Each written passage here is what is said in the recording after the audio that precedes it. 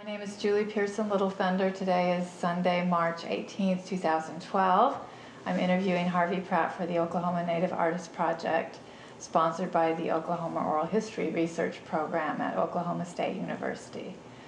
We're at Harvey's home in the country outside of Oklahoma City, within Oklahoma City.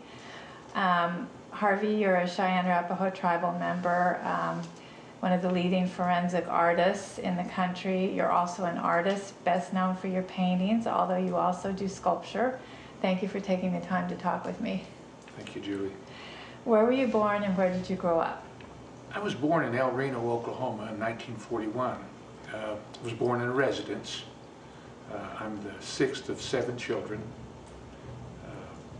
I attended school in El Reno until I went to St. Patrick's Indian Mission in Anadarko, and I finished high school there. Your brother is Charlie Pratt is a well-known sculptor. Where do you guys come in the sequence?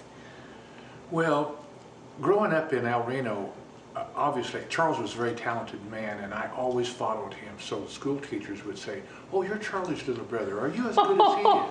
You know. So they kind of, you know, it kind of made me want to be as good as Charlie, you know, and try to follow his footsteps. He was the older brother. Yeah, he was the older. So they always, "Can you draw? Can you do these things?" You know. So I thought, well, yeah, I can. You know. So really, I always remembered my first grade teacher, Mrs. Jones.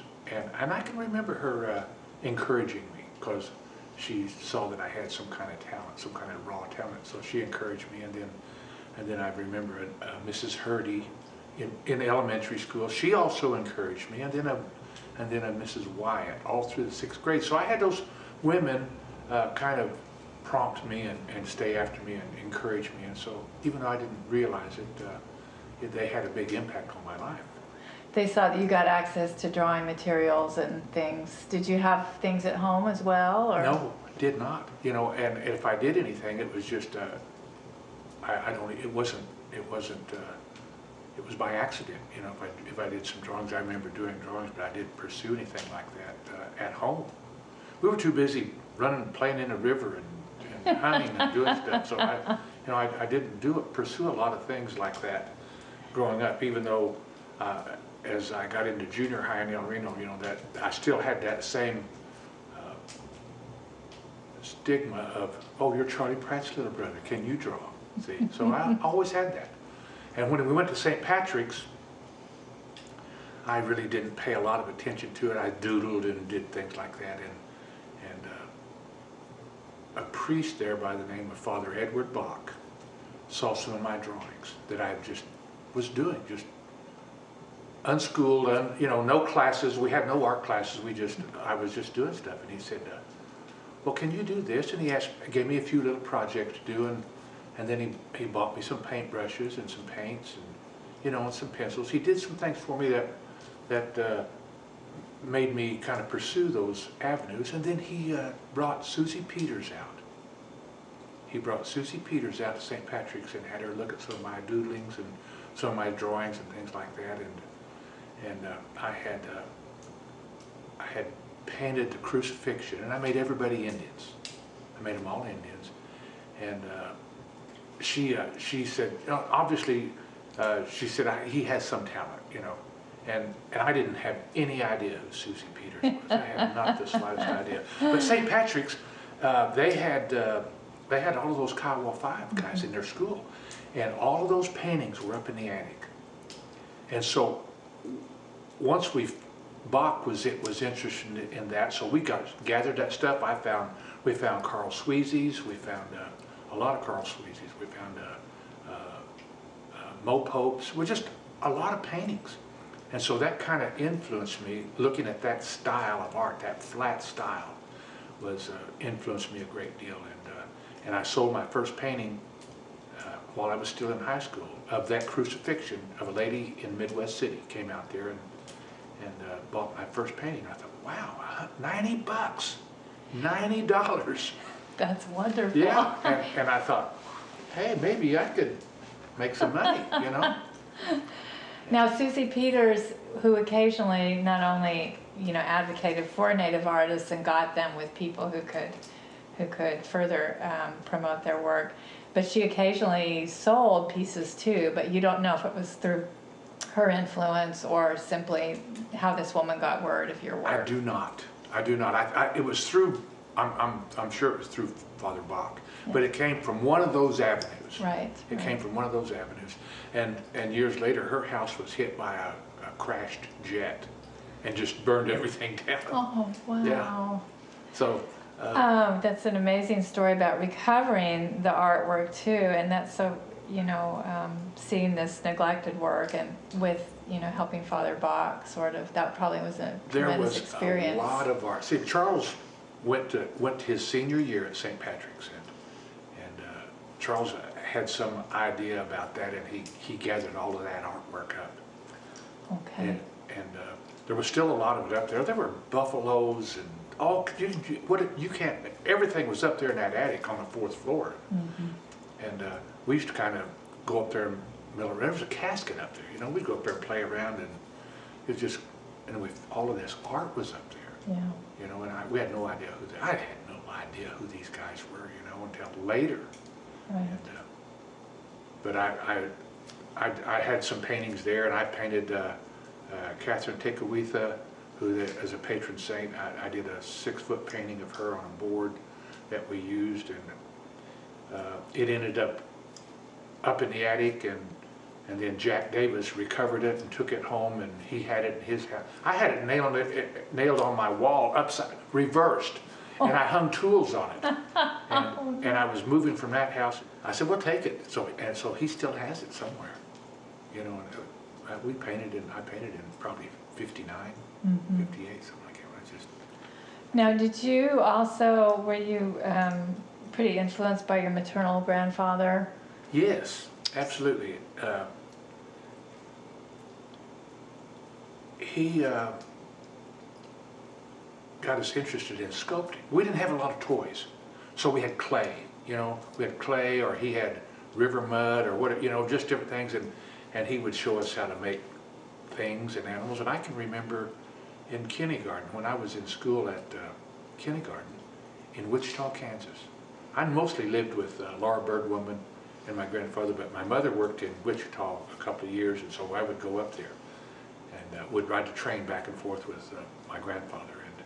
And he would take us to the river, and we would sculpt and do things like that. And I remember some kids saying, we were making people, and they said, well, you put legs on that man.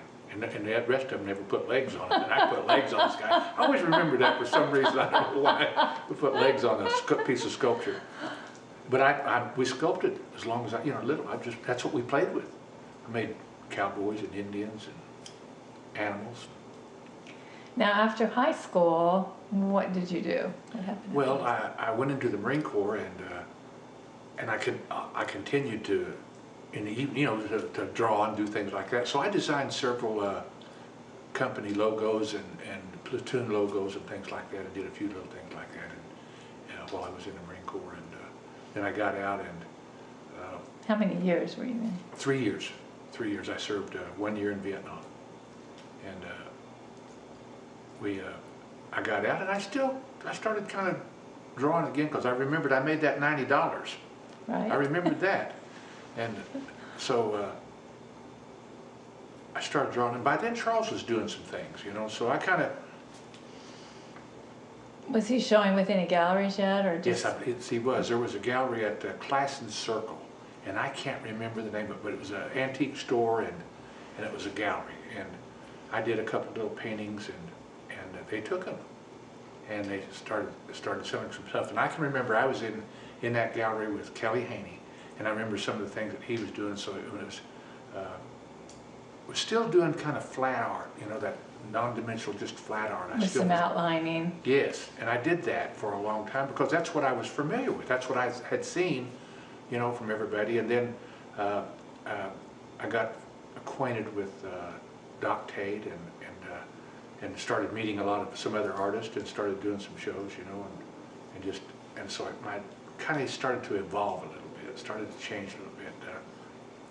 kind of in between realism and flat art. It kind of got in that area that a lot of guys were kind of moving through, and so I was influenced by Navaquoya, and I still was influenced by those other artists. And my sister was married to a Bill Tumpaho, and he was a Kiowa artist, and I used to watch him paint, you know. So I was influenced by several different people besides those old artists, and Carl Sweezy and Crumbo and those guys, you know, Big Bo, all those kind of guys that Ace of Blue Eagle, you know. I remember the glass pitchers and the drinking glasses that were sold at the gas stations, and so all those things kind of influenced me. I had no formal training, had no formal training at all. I thought when I got out and went back out of the Marine Corps and went to college that I wanted to be an artist, and I took a couple of art classes, and the instructor he'd take my artwork and he would just tear me up. Now see this painting here, don't do this. At Edmond. Edmond, okay. Yes. University of Central Oklahoma. Yes, and that instructor would just tear me up about my art. Don't do this, see what he's doing here. And I said, well, obviously I can't be an artist. So I quit. I changed, you know, and ended up in law enforcement. It was a law enforcement degree, but it took me a while. By then I was already painting by then, though, and changed my degree to law enforcement. But by then I was selling a few items, and at the gallery there in Oklahoma City, and then Doris Littrell. Charles had a little store there at that time in South Oklahoma City, and so I had some things in there, and I think Doris eventually asked me to bring some things to her, and so I started showing with Doris Littrell for quite a while. And so that just kind of, and the art market, I used to go to the Tulsa art market and do a lot of shows with them, and got acquainted with a lot of different artists, and you know, and so I just kind of took a little bit from everybody, saw what somebody was doing, and they were being successful, so I kind of followed that around, you know. I was just a big copier, you know. You know, it's hard to come back from that, and other artists have had that experience too, of just being, you know, someone being so critical of your work that you almost want to put it down. But it sounds like you were fortunate that your brother wouldn't let you, and you just had to do it anyway. Yeah, it was something that it was a release, and I really enjoyed it. Mostly it was more, you know, I enjoyed it more than I probably was selling, you know, and just fortunate enough that I did sell some things, and I became acquainted with a lot of people, and became, you know, and I remember when I'd already been painting a while when I saw Merlin's things, you know, and the first piece I remember of his was this cowboy leaning up against the wall with his leg up and had a hat on, a striped shirt. I always remembered that piece, you know, and I said, wow, that is really good, you know, and I kind of liked his style, you know, what he's doing. So I looked at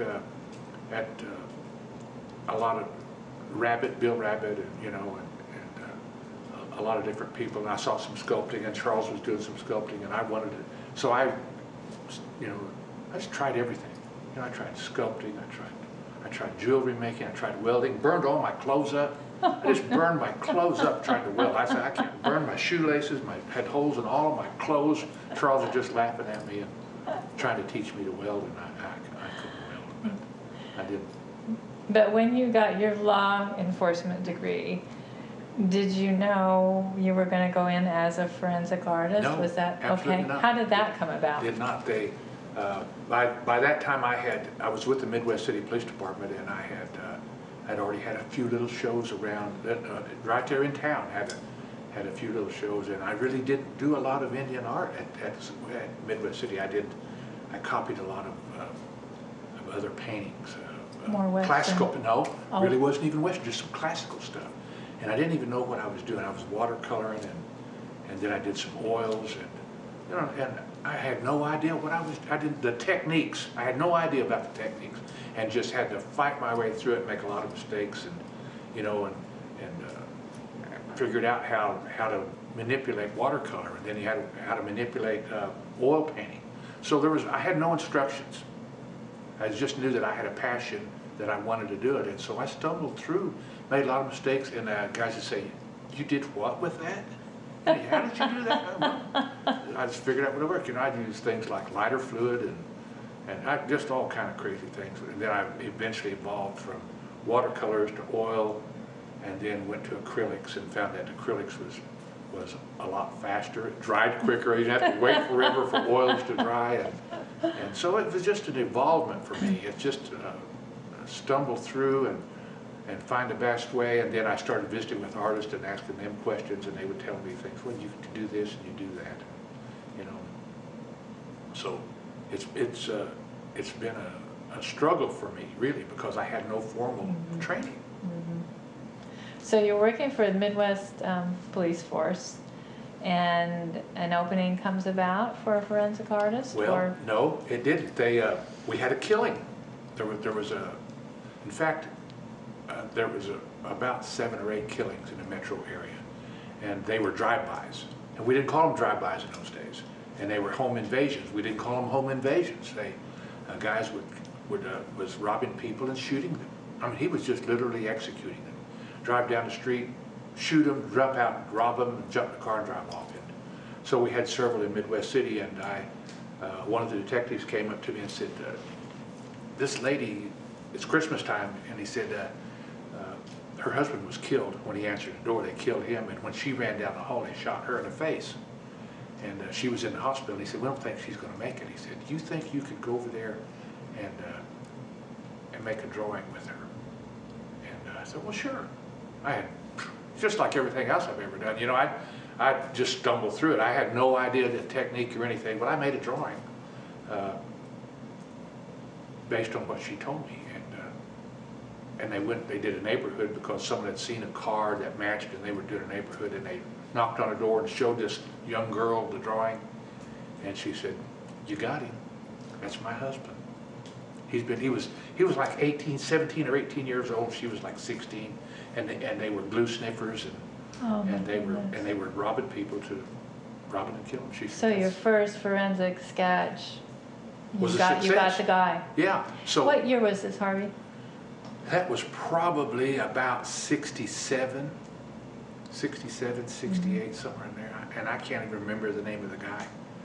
Honestly, and a guy told me the other day that he remembered that case and told me the name, and it just, it escapes me. I don't remember anymore. But if I had not been successful at that time, I probably had never done another one. But I've done probably 5,000 drawings all over the country. Wow. Once that happened, then word sort of got out? Yes, and people started coming to me and say, hey, can you come do this? Can you come do this? So a lot of the things that in forensic art, I won't say a lot, but several substantial things are things that I developed for law enforcement that was not being done, you know. Can you give an example or two? Well, the interview techniques was things that my interview techniques are more in depth than anybody else's, and even to this day, I developed soft tissue reconstruction, which was not being done. It's on unidentified human remains. I developed that technique. I advanced the composite art, changed it from composite art to witness description art, you know, and interviews. And just so there's the photography that we did on unidentified bodies was terrible, and we made changes in all of that, and photographing unidentified bodies and human remains. Just to pick up on this, the transition from composite to witness description, for those of us that aren't as familiar with the field, can you explain what that kind of? Well, initially, when we do art like that, I'm trying to determine what someone looks like. You know, we ask questions about eyes, lips, nose, hair, shapes of the face, ears, hairstyle, and so you go through that whole process, and that's why they say it's a composite of facial characteristics. So we use that, a lot of people still use that term, but I use the term witness description drawing opposed to a composite, because we talk about those, we talk about all of the composite of things and put them together, but my interview techniques are more in depth than most people, because we can have a face that is very similar, but maybe the body's different, or the type of hair that they have, and so we change things from, instead of just saying brown hair, we have the variations of hair. You're trying to get a more whole picture, holistic. Yes, and try to make them think, and that's part of the problem is we don't make our witnesses think about things enough. We let them get away with things. They say, well, he was between 20 and 30. Well, I don't let them do that, see. And hairstyles, and if they're not just, if they're white or black or Native American or Hispanic, and say if he's a white person, what area would you say is from Scandinavia, Germany, the Middle East, you know? So you make people say, oh, well, he's Scandinavian, you know, he could be from that, or he's biracial. See, so my interviews are more in depth. I make people work. I don't let them get away with just saying, well, he's a white guy and he was maybe 20 to 30 and about 5'9", you know, and chunky so you're chunky, you're powerful, you're soft, fat, all those little things that make a person different. Which is sort of what an artist would be noticing anyway. Yeah. That's kind of what an artist would notice. Yeah, but so you have to make witnesses better, you know. You have to make them better. They're more, once you go to court, they're more organized. You know, they're more confident. And that's what I try to do. And then I'm able to give you, an investigator, this information. Not only a drawing, but you have other things about them. Right. See, so that helps them. So if you're interviewing people, like a serial murder case, and you have several suspects, and say you have a composite, but you also have physical characteristics, and so you can look at somebody. Even talking about mannerisms, you know, mannerisms and what people do under stress. You know, if they're under stress, do this, or, you know, do things, pop, you know, bite his lip, do all, and you get him in a room, you start talking to him, and you say, oh, he's doing the same thing. See, so there's a lot of little things that I've developed that are helpful to investigators in the art, besides the drawing and besides skull reconstructions and age progressions and witness description drawings and soft tissue reconstructions. Those, I think I like to feel like and hope that I've had a contribution to those things that were not being done before. So after you had been doing this a certain amount of years, did you just officially go to work for the OSBI full time, or have you always been just available as they need someone to do When that? I was at Midwest City, I was a detective, and I was doing the composites, and OSBI was in a transition. They were starting to grow. They were starting to develop into an agency, a bigger agency, and new buildings. And it just so happens that the chief of Midwest City hired me as a patrolman, now was a director of OSBI, and they were looking for minorities. And I had just gotten my degree, and so and that's what he at that point, he said, you have to have a degree to work for OSBI as an investigator. So once I got my degree, they came and asked me to join them. And I thought, man, I get to work the whole state, you know? And so and they hired me as a narcotics officer. And I worked narcotics for 4 years. Were you the first Native person they had hired? That I'm aware of. Yeah. Yeah. First guy. Now there could have been somebody a long time ago. I looked at some old photographs, you know, and there was a guy that looked like he could have been part Indian, but they weren't a very big agency. I had been with OSBI a couple of years, and we did the David Hall investigation into Governor David Hall, and he was after the agency because we were investigating him, and he was going to fire the last 10 guys hired, and I was one of those guys that was going to get fired. And I thought, I've made a terrible mistake here, you know. And I even took a cut in pay to go to work for OSBI, but I wanted to work a bigger area, you know. So, but they said they knew that I did art, and so they kind of continued. They let me do witness descriptions and things like that, and I didn't do skull reconstructions at that point because I was really leery about handling human remains. And I think that's just based on my culture. I was just, we always talked about, those old people talk about, you know, handling certain things and doing religious articles, body, so I was always skeptical of doing that, but after a while I said, I really want to do that. I really want to reconstruct a human being, you know, and get them identified.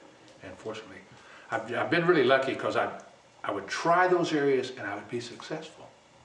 So it just kind of, you know, perked me up, kept me going into doing those kind of things and evolving. And I said, well, we can do this better. Unidentified bodies, I used to draw and try to fix them up with a pencil, and then I decided I could do that with airbrush, you know. I learned how to airbrush photographs on unidentified bodies, so that changed the whole technique of how we photographed a body. We took the distortion out of the face, we washed them, we closed their mouth. You know, we did a lot of things that we never did before. Before, they would go to the morgue and the body would be just terrible. They'd photograph it and leave, and you said, well, you can't see nothing.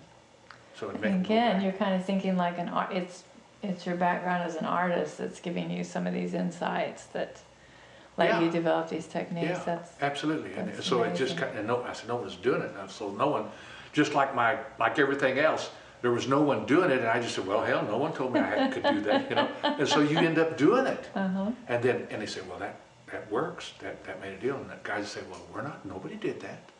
Nobody's done that before. So I think it's just the whole concept of me growing up and not having the formal training about something, but having a passion for something and figuring it out, and it's working. This is what Charles always told me. When Charles started welding, and he said he welded for 3 years, and he did some great pieces of sculpture. And one day he went to the weld shop and he said, I need some welding rods. And the guy said, you need some flux? Charles said, flux? Well, I don't know what's flux. He said, well, you got to have flux to weld. And Charles said, I've been welding for 3 years. I've never used flux. But he just had that touch. He had that magic touch. I remember that story. That was a great story. I just thought that was flux. What's flux? I love, so, you know, you see, and I can understand now why you sort of see this as a whole continuum. You've explained that you've always been doing art. You've always been doing your art simultaneously while working in this very specialized area. When you first got with Doris Littrell's gallery, was that the first art gallery that sort of handled your work on a more professional basis? Well, that gallery at the Classen Circle, they handled me, but Doris, I think, really helped me the most. Doris Littrell really helped me the most. And in what ways? Well, she encouraged me and she promoted my work, and she pushed it and sold it, and did you get entered at some out-of-state shows? Did she? Yes, she would take my art to, and I didn't even have to go. She would send it to Gallup and different places, and she'd say, "Oh, you won, you know, you won, you know," and I would just say, "Wow, I didn't even have to go, and I won something over there," you know. So she did a lot. Doris Littrell did a lot for me. Doris Littrell did a lot for me. What was one of the early awards that was especially exciting for you? I did a show in Anadarko, and during Indian Fair, was it? Yes. Their art show. But they had a special show. They had a special deal. I did the cover for the exposition one time. I did the back page, and I thought it was spirits, and that's what I called it. And I had all these Indian men, four guys on horseback, and the men were naked, and they were on horseback, and they were kind of riding through the clouds, and I had this woman come up to me, and she just jumped all over me because she said, "What are you doing?" Well, you couldn't see anything, but you know. But she said, "You got to be true to what's going on." I said, "Well, these are just spirits." I said, she said, "You'd have to pay attention to what you're doing." She got after me pretty good. And was she involved with the show anyway? No, she was just a an passerby, Indian woman. just an Indian woman, who's one of those older Indian women. and got after me. Same like when they used to get after you because someone would try to paint something with a Native American church or a peyote or something. I never did that because I saw them chew people out and get after them for doing that. So I never did do that. But I've been in a gallery when people would come in and say, "Get after somebody." So she got after me on that. So when I said, "You know what, I have to do more research." So I started reading and looking at things and looking at magazines and catalogs and seeing styles, and so that criticism once again made me do something about it instead of just drawing. Now I try to be more specific about tribes, and you know, and I don't try to mix them up. You know, I just try to be more specific about detail. And it was all because that lady got after me for making the naked Those Indian. spirits. Yeah. So you kind of moved from this intertribal, what had been an intertribal focus, to being more tribally specific in some of Yes, your you know, images. yeah. What were some of your themes, your early themes, or early subject matter early on? Mostly horses, guys on horses, that kind of warrior type stuff, you know, I had that kind of mentality, you know. And then it changed again, you know, to more of a cultural environment, cultural family, art, people, and it wasn't so much focused on war, you know, battle, stuff like that. And you know, I still do that, but it broadened me out a little bit. You know, it made me expand into some other areas that I had not, because I didn't know. I didn't know about certain styles, and you know, I had my own concept about certain things. You know, and I'd painted war dancers and stuff like that. You know, but now I do things that have a historical value, has some historical value, and research, and I buy books. One of my downfalls is I buy books. I buy books, man, wait till I'll go somewhere, and I've got a library in there, it's just full of books. I got books there, I got books in the back bedroom, I got books upstairs, I got books everywhere. I got stacks of books up by the bed when I read at night, and just looking at stuff, you know, and reading people, seeing people and what they're doing, and how they did it, what they dressed at certain time periods. Mm-hmm. Now, were you already kind of supporting a family then too? When Yes. we're talking about, okay, so you've got a few economic pressures too, although you're wanting to really. Yes, but my art was kind of the gravy. You know, if I sold something, that was always it was always something that I could use that money to do, either to buy. And Charles always taught me. He said, Harvey, he said, you got to put your money back into what you're doing.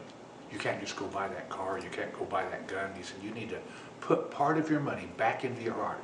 So Charles taught me a lot of things, you know, that I probably would not have done, you know, because I'm not into. No one ever told me these things. You know, when you grow up without a father or something. You know, my grandfather taught me a lot of things, but you're lost a lot of times because there's no one there to tell you you can't do that. You're not supposed to do that. You need to behave. And even though those old people told us all those things came back to me as I got older. You know, and I realized, oh, that's what they meant. That's what she's talking about. Aunt Laura would say, we'd go to bed, she'd say, put your shoes under the bed. You know, and I said, why? She said, you might have to get up and run. You know, I thought, well, where would I run to? We're living in, where would I run to? Well, as I got older and I thought about that, I said, that's what they were being raided in the middle of the night, and they would, a lot of times they would jump and run with no moccasins. And so I said, you need to have your shoes, you might have to run. Now it dawns on me, that's what she talks about, born in the 1870s, you know, and then they grew up and they had heard those stories, and they said, well, you know, we had to run with no shoes on. You know, well, put your shoes there, you got your shoes. Things like that you never thought about, you know, call your name in the middle of the night, and you say, Aunt Laura, we're all here, and she'd be out on the porch calling our names, you know, and she'd say, well, I'm calling your spirit in. I thought, what are you calling my spirit in? What are you calling my spirit in? But then later as you got older, it's like, golly, how sweet is that she's thinking about my spirit, you know, and bringing us in at night so something don't get us. Something don't capture your spirit at night, in the dark. There's just a lot of little things like that I have to recall and think about and say, you know, that's what that meant. That's what that means, you know. So I'm blessed in a lot of ways that I heard those kind of stories, and I think of a story when we were little and we would get hurt, you know, they'd say, and them boys don't cry. You don't cry. You only cry when your heart is hurt, but not if you get hit in the head with something. You don't cry. You make the sound of the bear. See, there's all the little white kids. You know, baseball would hit a rock and hit you in the head, and that's, oh, instead of crying, it would be saying things like honk, Onk. And then so I'd look around and say, what is that? And I said, that's the sound of the bear. That's what the bear, mama bear does, you know, she makes that sound. So we've all made that sound, you know. So you forget about that till late one night, you're sitting there and you think about stub your toe, or I used to get stung by scorpions, you know, and I'd say that instead of something else. I'd say, oh, and so I told that story at the veterans meeting one time, and Gordon Yellowman thought that was pretty, you know, he said he hadn't heard that story. But so there's a lot of little things like that that makes you culturally think about things, and you want to paint those kind of things. When did you first do your first prints? I probably did, you know, in those days, in the early 80s, prints were man, you know, I mean, it was expensive to me, you know, because you're raising a family, you're trying to make it, you're paying the house payment, car payments, and all sorts of stuff, and then they want $4,000 to do a series of prints. So I had, you know, I had to kind of save my money to do a print. And the first good print I did, and I waited for I did several pieces of art until I thought I really had, and it was called Winter Visitors. And it was a bunch of Indians on horseback coming through the snow out of the trees. And that was my first print. And I started selling. Then I did a couple of pen and inks that I sold. And I sold those pen and inks for $10 a piece. And I saw them on eBay about a year ago. And I did two of them, a set of cowboys and a set of Indians. And I saw them, they were sold on eBay for $250 a piece. And I was selling them for $10 when I first started selling them. But they were framed. And they're all out of print. They're gone. I don't have them anymore. So people ask me about them all the time. So it was the Winter Visitors and those Medicine Warriors and those cowboys. And the cowboys was myself and 3 other OSBI agents, but I put them on horseback. I know that you and Charlie, and you started experimenting with sculpture in the mid-'80s. You want to just tell us a little bit maybe about your first attempt at sculpture in a sort of big way? You know, I always, actually I always had clay and was always doing something. I fired some pieces out of ceramic when I was at Midwest City at the police department. And I made some sculptures out of clay, and I took them to a foundry and had them fired. And they turned out, you know, and I didn't sell them. I didn't sell those first pieces. I just kept them. Were they figures? Yeah, they were people. Busts. Busts, okay. People. And I did several of those, and I didn't try to sell them. But then later on, I thought, well, I don't think I'm going to make one. I made a full-size piece out of ceramic, and I dried it for like 3 months, you know, let it all dry out, make sure it was, you know, it had no bubbles in it, and all them stories. And it was, to me, it was huge. It was, you know, it was probably 20 inches tall and this big, and I took it to the foundry, and I struggled with it now for 3 months. They put it in there and exploded. Just exploded, because I left an air bubble in it. And I thought, well, I'm not doing that anymore. So I got to visit around, and I started messing with the clay. And I went down to Scissortail Foundries in South Oklahoma City, and hung around there a little while, and visited with a couple of them old boys there, and they showed me some tricks. And Charles was doing some things by then, and so I kind of bootlegged some stuff there, and I went down and said, well, we'll fire it for you, but you got to clean it up. So I did all the foundry work myself, which cut my price. But I thought, boy, if I can ever afford to do this, I'm not doing this foundry work. It is dirty, hard work, grinding and polishing and welding, and that's more work than. But I ended up doing several pieces out of like that, and fortunately, I sold them. So I like sculpting. I like to sculpt, and I chainsawed. I chainsawed because it was something that I thought I'd like to try to do, and I wanted to experiment with it, and I chainsawed it. And I used a regular chainsaw, and my first original piece is right around the corner there. Yeah, you have some beautiful collaborative sculptures too, I guess, chainsaw sculptures that you did with your son. But later on, I figured out there's an artist blade that you Yes. use. You don't use this great big round thing, you know, and then I ended up getting some grinders. So I ended up, you know, once again, you know, I didn't know what I was doing. I just wanted to do it, and I did it so hard because there was no one there to tell me to do it and how to do it. So I just did everything the hard way. Did everything the hard way. When you and Charlie have shared booths, which I've seen you do at Red Earth a number of times over the years, has he ever gotten an idea for a sculpture from one of your paintings, or vice versa, or from one of your sculptures? His sculptures, have you gotten an idea, or? Well, I'm sure we probably have, but you know, we probably didn't tell one. Well, I like that idea, but I don't want you to know that I stole your idea, you know. I stole your idea, but yeah, there's several things that Charles did that I kind of change and make it mine. And he probably, you know, I think we all do that. I think we all do that. I think we all see something, you know, and change it a little bit and make it yours, but you're influenced by all these people around you, you know. Doc Tate Navacoya, you know, he influenced me a great deal, you know, and things that other artists did, you know. Troy Anderson, you know, just a lot of guys just really influenced you. You know, the guys that you were growing up with influenced you. You saw what they were doing. You liked what they did, so you incorporated. You saw the success they were having, so you evolve. If you don't evolve, if you don't adapt, you're destined to be in that same spot you started at. So you've got to evolve and adapt in just almost anything that you do. Have you had a show at Southern Plains Indian Museum? Yes, I have.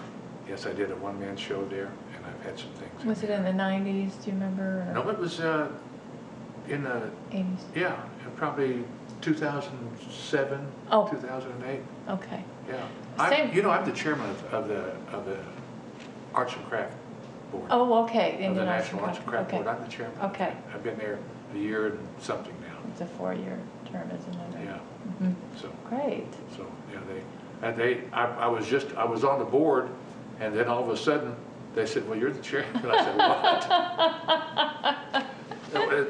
So I ended up I'm the chairman of that. So I said, "Okay." I said, "You got to help me." I said, because I've just only been here less than a year. I said, "You got to help me out." She said, "Oh, we'll help you." Yeah, in 2007, that was also when you were Red Earth Honored one, wasn't it? 2005, was it 2005, the Red Earth Honor? 2005. Yeah. How did you feel, what was the impact of that? Well, on your... You know, my brother was a Red Earth Honor one before that, and now we were the first brother team to make that, to become. That's neat. We were the first ones, but there was all sorts of guys on there that influenced me. You know, Alan Hauser, you know, I did a show with Alan Hauser one time in Chicago, and with Charlie and Alan Hauser, and I've got a picture of us up there, and Doug Hyde, you know, all those guys, and I was just a beginner, but they treated me so well, and they helped me, and they showed me things, and Alan Hauser was always so kind to me, always called me by my name, and I thought, man, this guy, you know, I'm dust on his moccasins, and he calls, "Hey, Harvey, how you doing?" You know, and always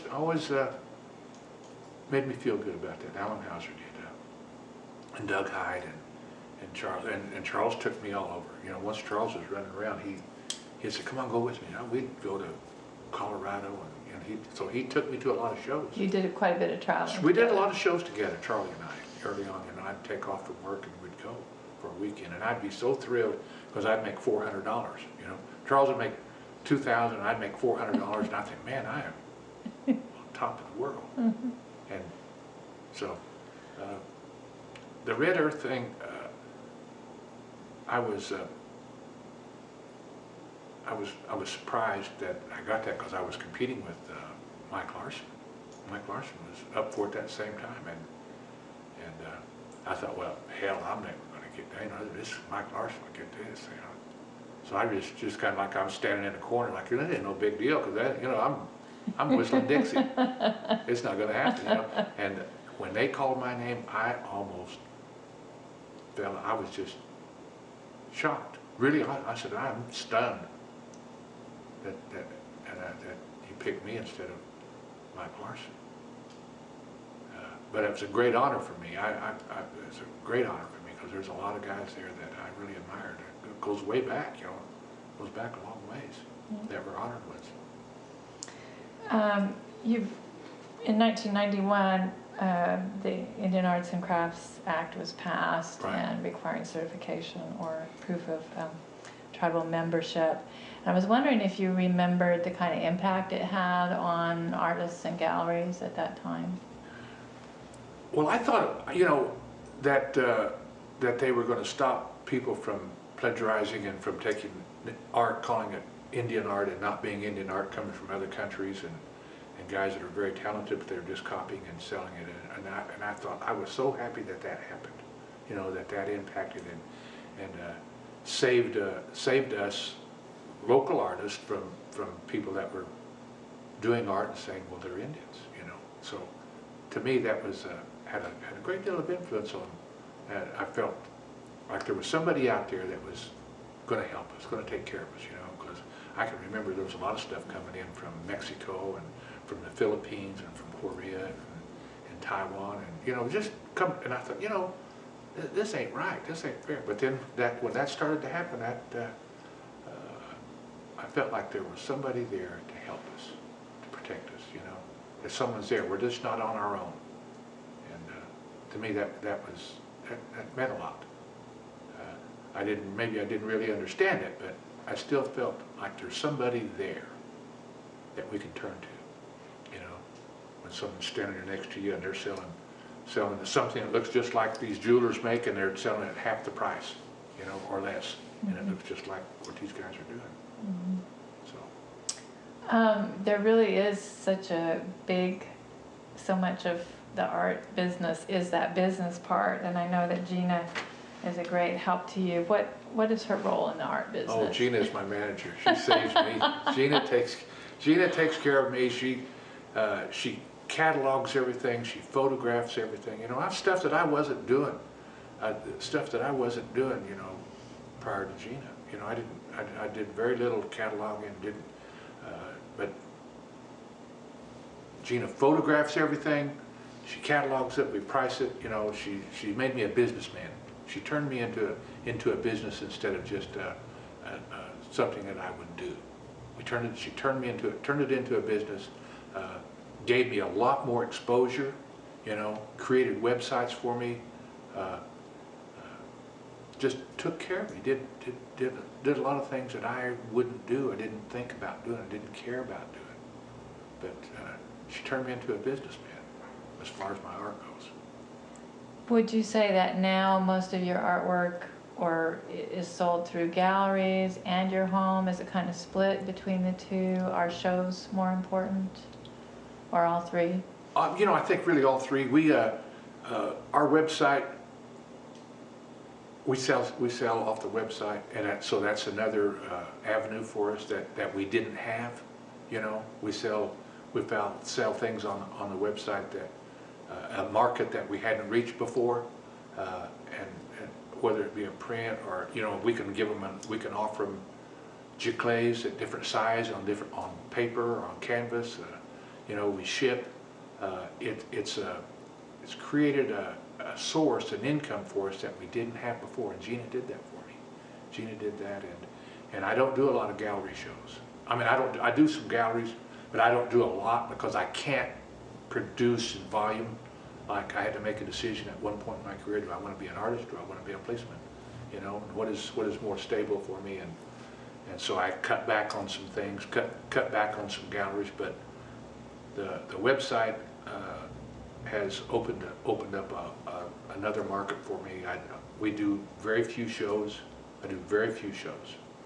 We do some local galleries, and every now and then I'll send to a gallery somewhere else, you know. But I don't do a lot. I do a lot of law enforcement stuff now. I started doing a lot of Western stuff for law enforcement and on the websites. But so I've kind of diversified. I do some sculpting, some designs. Exploring more Western subject matter. Yeah, because I mean that's a source for us, you know, with law enforcement, you know, we did the Oklahoma Centennial blanket, and that opened a lot of doors for us, you know, selling the blanket and the Oklahoma plate, you know. Yeah. So all those little things that Gina did for me, that she did for me, that I wouldn't have done. You know, I wouldn't have marketed them like that. I wouldn't have done it. I would just put it in a gallery and said, well, who cares? I might sell one here and one there, but yeah, computer age exploded for us. Now, did Francoma approach you about the Oklahoma plate, or did you submit a proposal? Or I submitted a proposal to the Centennial Commission, same with the blanket and the plate, and they wanted if I was going to send it overseas, and I wouldn't do it. I said, I'm going to do it. It's Oklahoma. I'm going to give it to Francoma. We'll do it here in Oklahoma. The same with in the last year. We're a law enforcement family.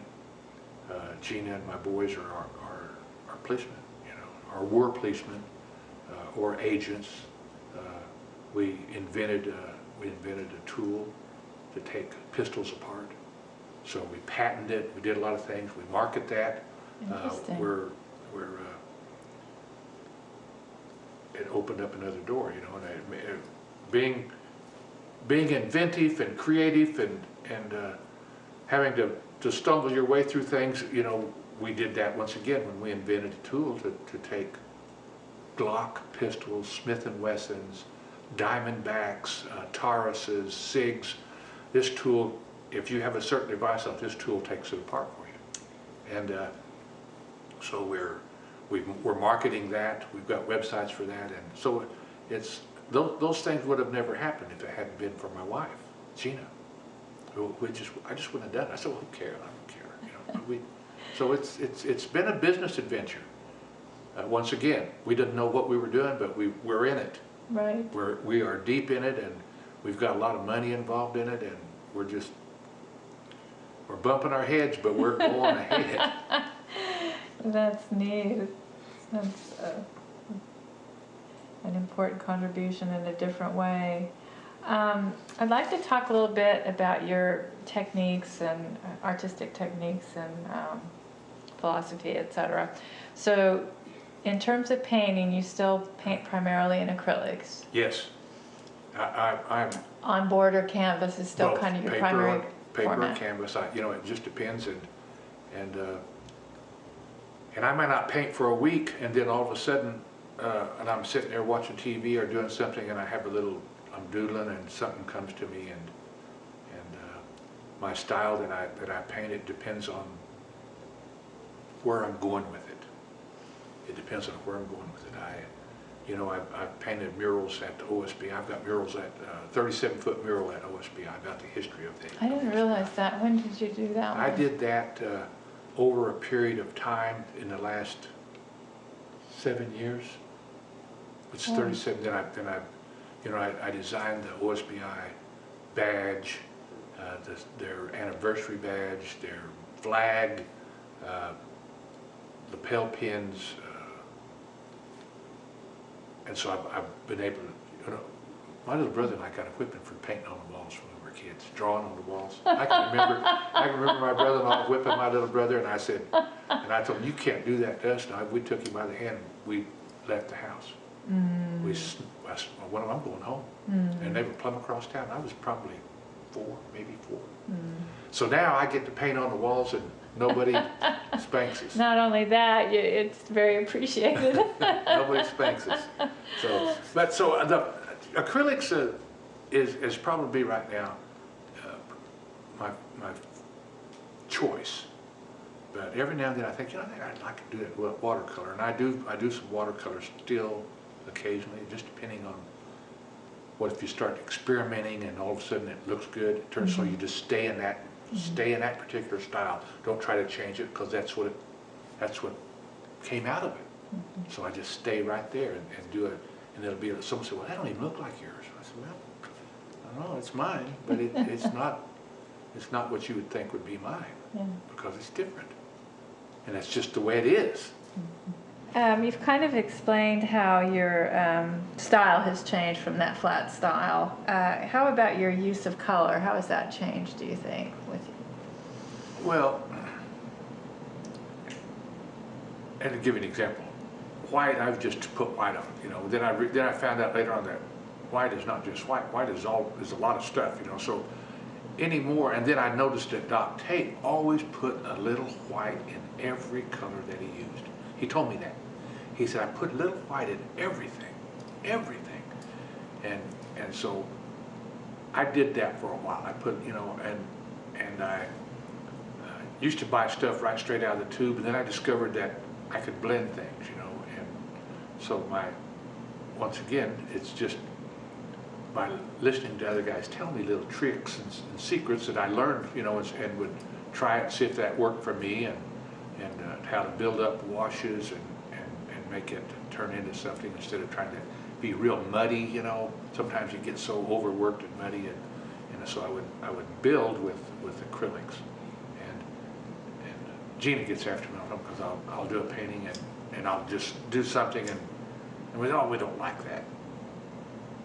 And instead of throwing that canvas away, I'll take it in there and soak it in water and scrape it off. And it's just like, what are you doing that canvas? Just throw it away. And I was like, and it's because I'm a tightwad. I am so stingy. If I say, well, no, I can make that work. You know, I can make that work. And I really, I don't know whether I'm stingy or not, or a tightwad, but I said, oh, no, I can fix that. She said, will you quit trying to fix everything? And she said, just go pay somebody to do that. You know, I said, well, that's something's wrong. I can fix it. Go pay somebody to do that. Go get somebody else to do that. You know? Because I think I can do that. She's always after me with it. But colors, I kind of do, to me, it depends on how it starts to develop, how it starts to grow, whatever I'm doing. If I'm painting and all of a sudden it looks good and I just stay with that, then everything is like that. And so that's kind of the way it is. And sometimes it'll start some way and then the second subject is better than the first, and so I go back and change the first to the second. So it just kind of depends on how things develop for me, because I'm still just kind of hunting and searching and trying to develop something. So I really don't think that I have a particular style, because it'll change. You know, some people might look at something and say, well, that's Harvey Pratt, but I don't think I'm like that. I think I change. I look at that Pawnee Killer, Not Afraid of Pawnee. That painting to me is different from that other painting that I did there. You know, you could look at that, so well, that's not even nothing like that. It's not. So I think I'm still always looking and searching and changing and trying to develop and adapt. You've done different themes over the years, and when I remember you doing some little people paintings. Yeah. So, Yeah. I don't know if you I like little people stories. I've heard them all of my life. My older brother, Otto, is between me and Charles. And we lived on the river. When we grew up, we're in El Reno, we could walk 1 block away and we're in a pasture. And then another 1.5 miles, we're on the river. And growing up, I can remember my little brother, Tony. We went with our older brothers and we carried all the game that they killed.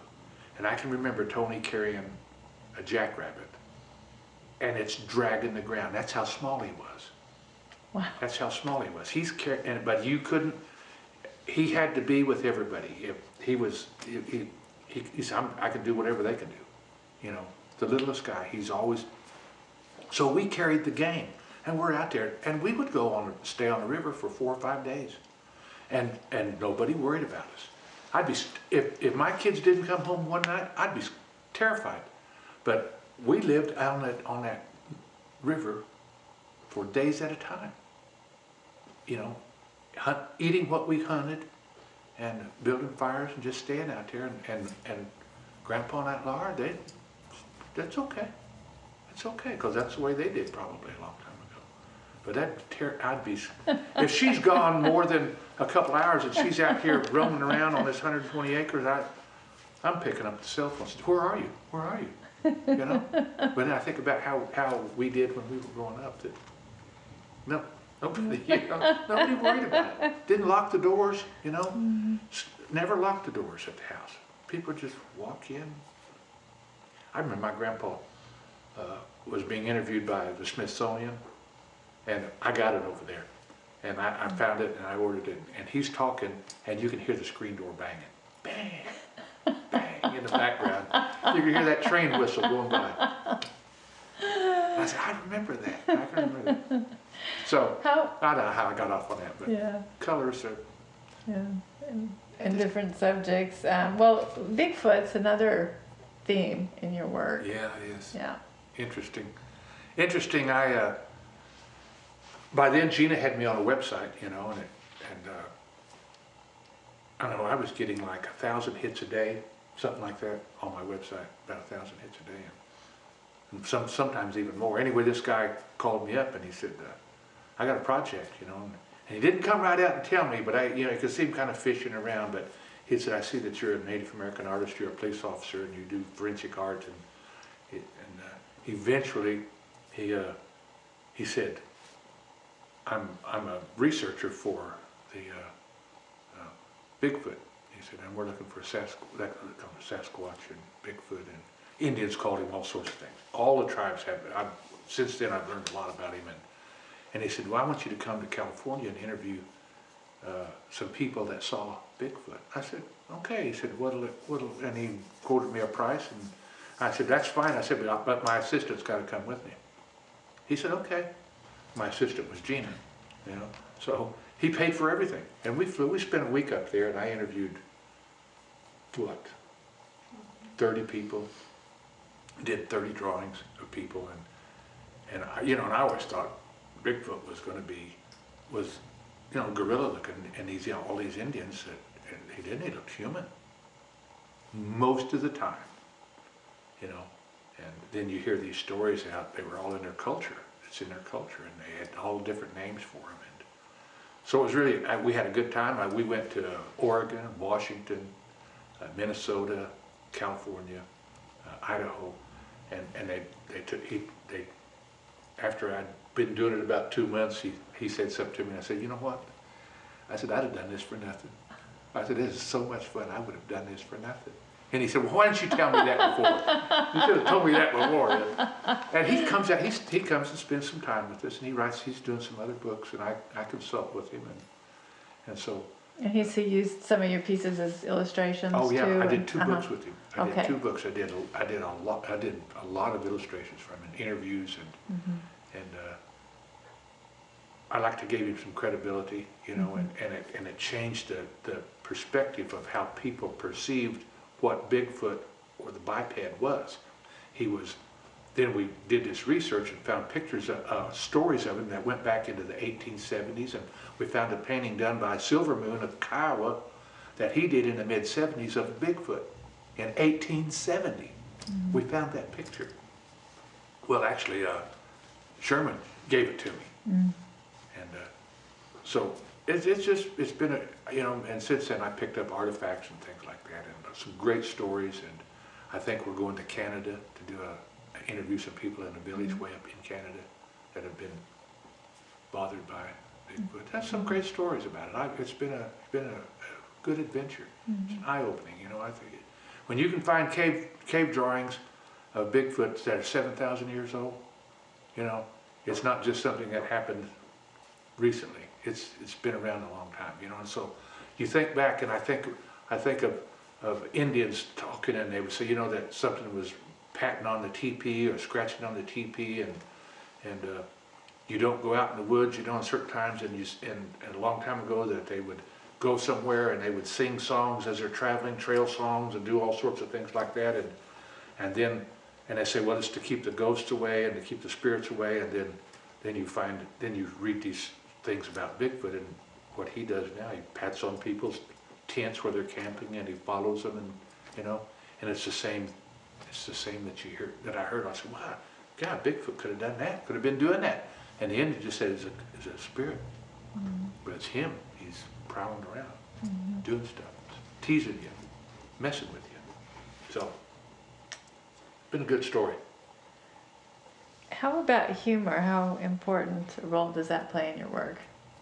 You know, I think you have to have some humor about what you do, and I laugh about not only your mistakes, but you try to depict things that were funny. You know, my grandpa told me, he said, "Oh, grandson," he said, "white people are funny." He said, when I was growing up, he said, a white man would carry a little rag around in his pocket. He said he'd blow his nose in it, fold it up, put it back in his pocket. He said he'd save it. He said, we thought that was so silly that they would do that they would blow their nose and put it back in their pocket. He said, that was a funny story to us. We always laughed about that. He said, and then they built these little houses in the back of their homes. He said, and they'd go in there, and he said, and they saved that. He said, they would save in those little outhouses, and they saved that, he said. We thought that the white man was a funny man, he said. And you think about it, I said, God, I guess why not? Why wouldn't you think that? That kind of humor, you know, that's totally different from what the way they did, you know. They said, they save all that stuff. So I think that's kind of funny. You hear some funny stories. And so you try to paint some things like that and remember that. I think humor is, you know, you need to be able to laugh a little bit about different things.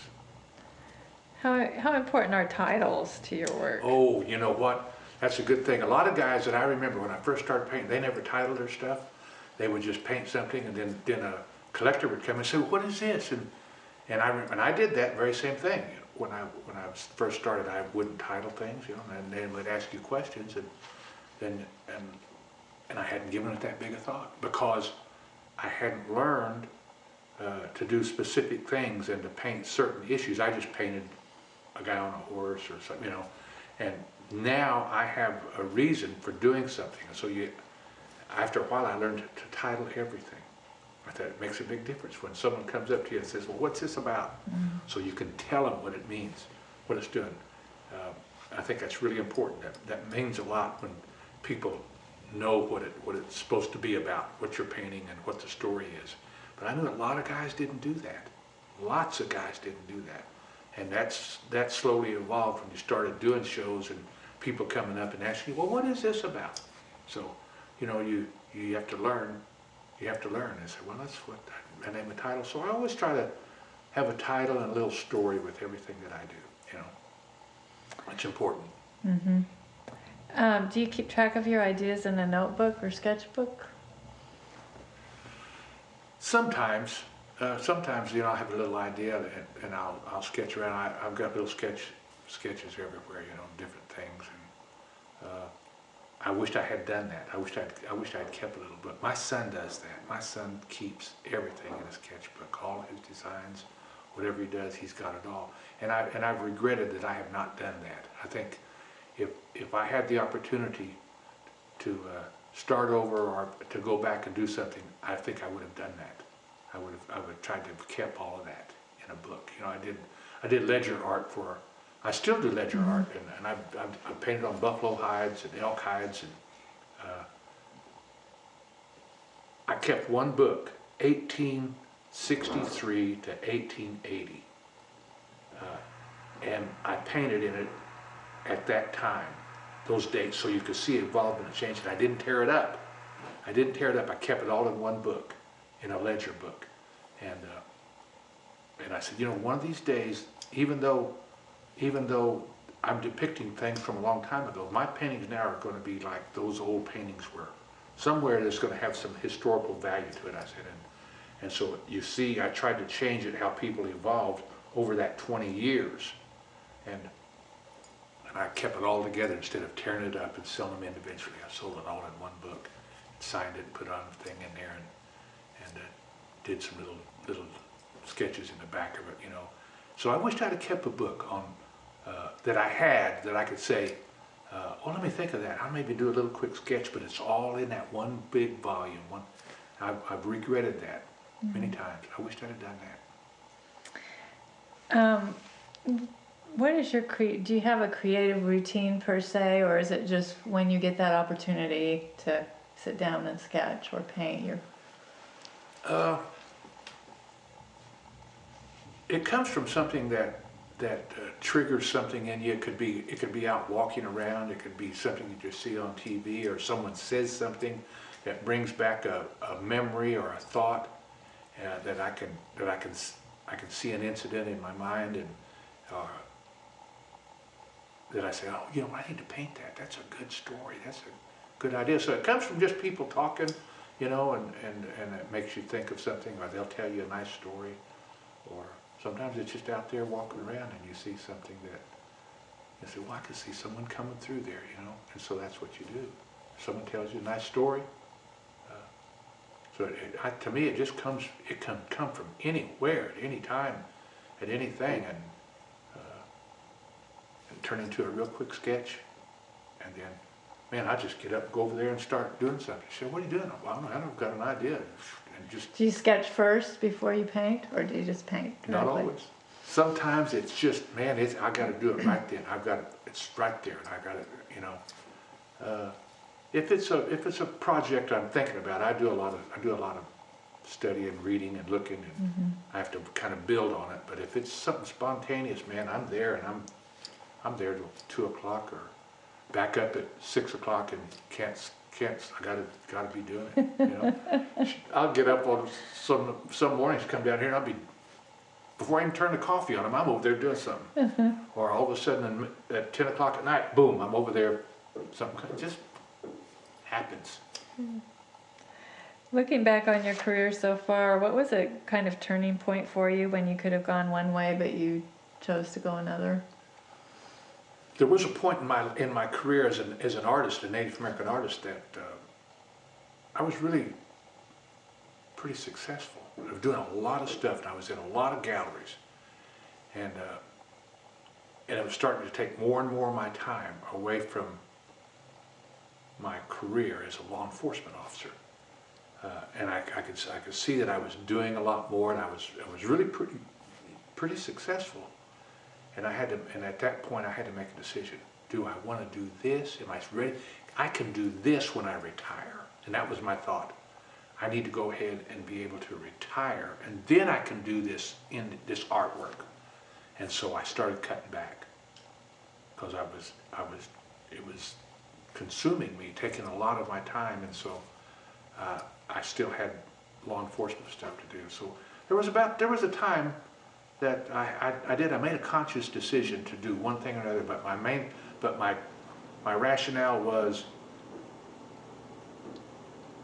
I can do this when I retire. I can still do it in the evenings, but I can do this full time when I retire. And I just made that decision. But the thing of it is, see, my last 20 years with the Oklahoma State Bureau of Investigation has just been forensic art. That's all I do. I don't do anything else unless I want to. I can get involved in homicides or whatever, rapes, and do a little bit, but I can walk away, because I'm not a case agent. I can go in and I do one little part, and that's make a drawing, or that's reconstruct somebody, or you know, that sort of stuff, and then I'm through.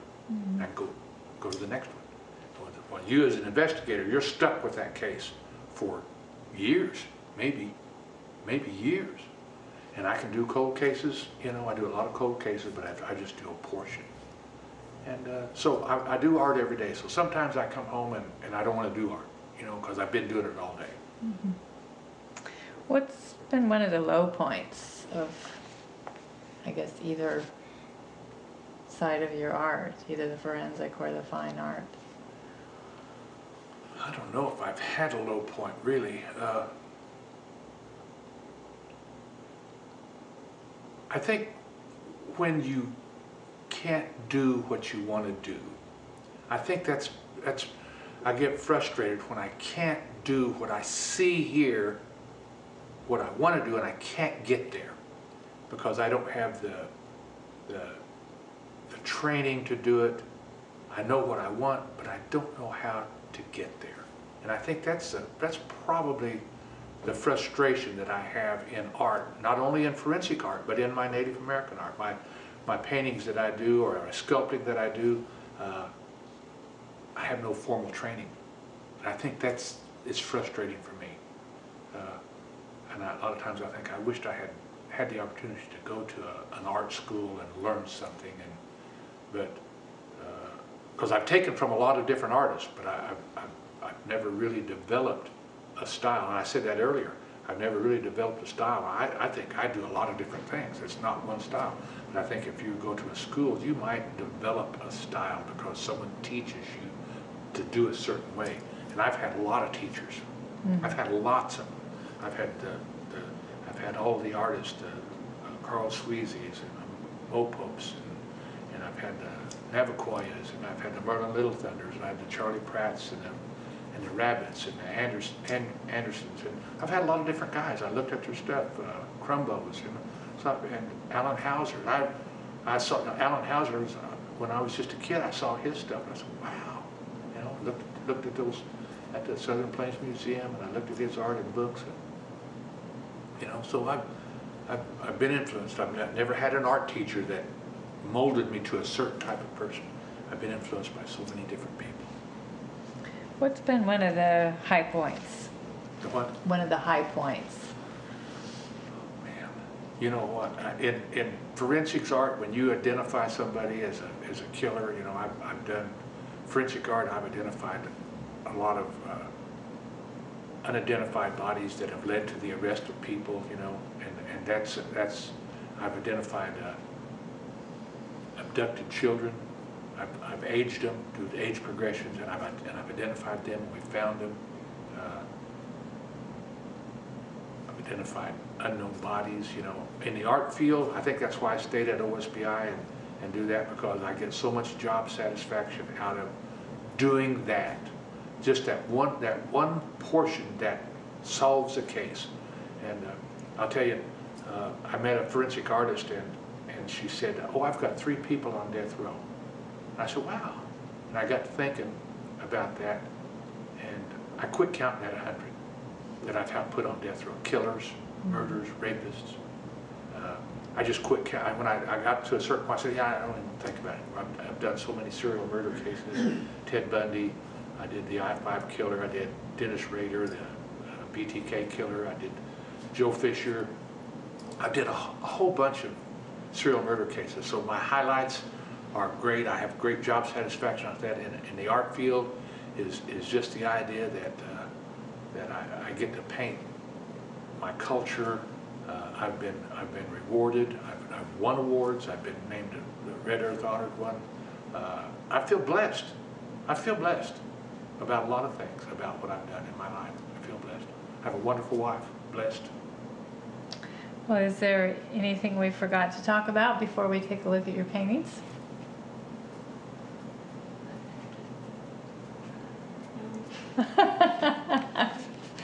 Gina says no. So we're just going to take a moment and look at 3 of your examples of your work. This is the bear healer, and you'll see the medicine man standing here, and this person that is ill, and his family are all right here with him, and the medicine man is doctoring him, and he called the healer, he called a spirit, his helper, to come help him. Came out of those embers and materialized him. Nobody sees him, but the bear medicine man sees him and turns that he's going to help him heal this man that's laying here. He's laying on a bed of cedar and sweetgrass, and his medicine bag is laying there. And this is acrylic on canvas. Acrylic. Sandman was about 35. He's 5'7", weighed about 140 pounds. He had a broken arm right here. His armbands had tubular armbands, brass sprung wire, big wire about that big as your finger, wrapped around his arm here, and he broke his arm out here, and so they cut it off of him in pieces, but they cut it in such a way that they could save it. And they put those armbands on him when he was real young, and as he grew, they wouldn't come off. So they were on him all the time. Wow. And he had a dent right here in his forehead. Had a dent right there. It was like wasn't a fracture, but you know when you get an abscess, you get hit real hard. You get that happened to my leg. I got hit and it abscessed and it deformed the bone. Well, that's what he had. Somebody hit him in his head, but not hard enough to fracture. So they don't know how he died. Now, this is your forensic, you want to This is explain a- forensic reconstruction? Yes, this is a And- Sandman. He was his body was found up on Wolf Creek in up by Woodward. He was found in '72. They traced him back to the battle between the Cheyennes and Arapahoes and the Kiowas and the Comanches when they moved it. The Cheyennes moved the arrows against him, and he was killed up there. My great-grandfather, great-great-grandfather, White Thunder, who was an arrow keeper, was also killed in that battle. And he gave up his life because as an arrow keeper, the bowstrings come to him the year before and wanted him to renew the arrows so they could go on an adventure, and he wouldn't do it, so they whipped him with their quirts, and he did the ceremony, and he told them it's not going to be good, and they all got killed.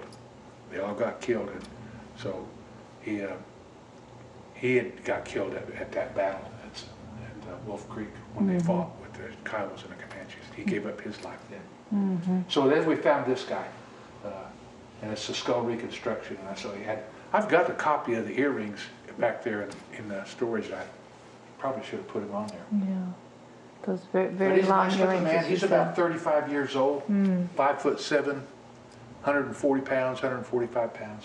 All right, and the title of this one, And this Harvey? is When the Little People Danced For, He Kills His Enemy First. That's my brother's name. Kills his enemy first. So you see that these little people some of them are in transition of disappearing, and some of them are in transition of changing into something else. So I put a little Bigfoot in there, and some amphibian people, and some people that are changing into flying creatures, and the magic that is going on, or spiders crawling on their arms, and one guy has blue eyes, and the feathers are flying because of the medicine. So he's kills his enemy first is singing and there, and got his eyes closed, and all of this is going on around him. Yeah, that's neat.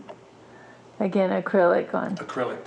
I did this painting because I was with some people, and they were talking about how flat and ugly Oklahoma was, and I said that's really not true. I said, you know, the Creator made this country. I said, and we've got mountains, and we got flat plains, and I said, and so I thought, I'm going to do a painting of this Indian that's out riding on that flat country, and he's riding up there by himself, and he gets off his horse, and he stops to look at how beautiful that flat rolling hills are in Oklahoma, and that's what he's doing. He stopped, and he's just admiring the handiwork of the Creator, and that's why I did this painting, because the guys were talking about how ugly Oklahoma was, being flat, and just, I said, you know, that's beautiful country. When I go up through Cheyenne, Oklahoma, and up in that way, I love that rolling hills up there, and why people think that's ugly, I'll never know. But that's why I did this, and this guy just got off his horse and stopped and was amazed at the beauty of the land. Well, thank you so much for this time, Oh, Harvey. thank you for coming. I didn't think I'd talk very much.